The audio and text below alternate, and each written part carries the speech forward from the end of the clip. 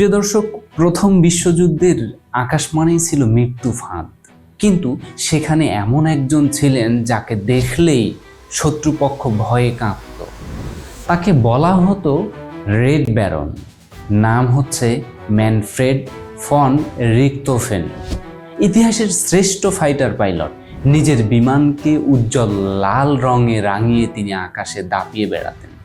আকাশপথে একে একে ৮০টি জয় ছিনিয়ে নিয়েছিলেন এই সাহসী পাইলট। কিন্তু এই বীর যোদ্ধার শেষটা ছিল একদম অন্যরকম। ১৯১৮ সালে মাত্র ২৫ বছর বয়সে তিনি যখন গুলিবিদ্ধ হয়ে মাটিতে আছড়ে পড়েন, তার অসীম সাহসের জন্য শত্রু সৈন্যরাও তাকে শ্রদ্ধা করত।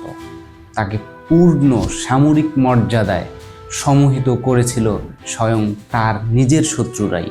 যুদ্ধের ময়দানেও যে বীরত্ব দিয়ে সম্মানে জেতা যায়, রেড ব্যারন ছিলেন তার শ্রেষ্ঠ উদাহরণ।